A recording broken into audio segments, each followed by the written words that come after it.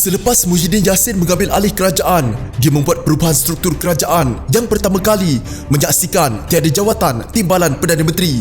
Sebaliknya, Muhyiddin melantik 4 Menteri Kanan yang merupakan jawatan lebih tinggi berbanding menteri lain biasa dan hanya satu tahap di bawah Perdana Menteri.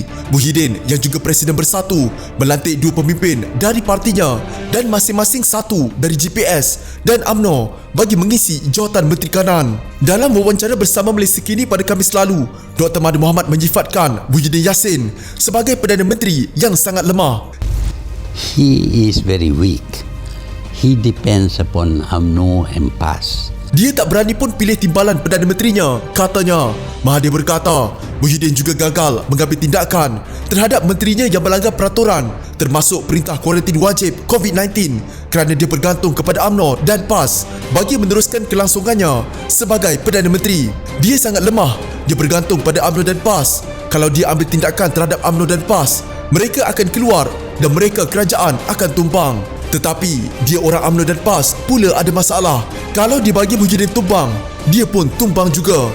Jadi ketika undi belah bahagian di parlimen dia, Muhyiddin dapat sokongan daripada UMNO apa semua, katanya dalam satu wawancara bersama Malaysia Kini. Mahathir berkata demikian ketika diminta mengulas mengenai tindakan yang akan beliau ambil sebagai Perdana Menteri jika anggota kabinetnya melanggar peraturan. Ia merujuk kepada isu Menteri Perusahaan, Perladangan dan Komoditi Dr. Khairuddin Ahmad Razali yang gagal menjalani perintah kuarantin wajib selama 14 hari selepas pulang dari Turki Julai lalu. Khairuddin dikenakan denda sebanyak RM1,000 oleh Kementerian Kesihatan. Kemudiannya memohon maaf dan berikrar untuk mendermakan gajinya sejak bulan Mac hingga Ogos kepada tabung COVID-19. Pihak polis juga turut merakam keterangan pemimpin PAS itu selepas menerima aduan daripada orang ramai.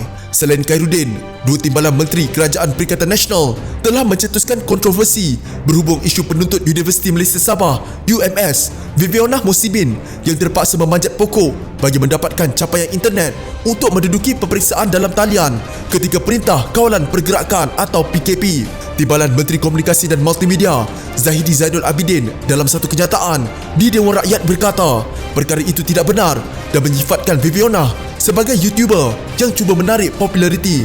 Viviana dan keluarganya kemudian tampil menolak pertuduhan itu dan menunjukkan jadual peperiksaan yang diambilnya. Selepas sedar mendapat maklumat yang salah daripada Ahli Parlimen Kudat Abdul Rahim Bakri, Zahidi kemudian tampil memohon maaf kepada gadis berkenaan. Ketika polemik itu, Abdul Rahim pula menimbulkan kontroversi apabila mempertahankan dakwaan bahawa Viviana menipu sebelum memadam kenyataannya selepas itu. Sementara itu, Mahathir berkata Muhyiddin berada dalam situasi yang sukar ketika ini bagi memastikan kerajaannya kekal. Jelasnya perjuangan yang dipegang oleh Muhyiddin sebelum ini sudah tiada lagi.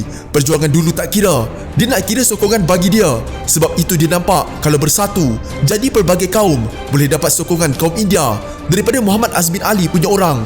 Jadi apa saja yang dilakukan adalah tentang untuk mengekalkan kedudukannya sebagai Perdana Menteri, bukan tentang perjuangan.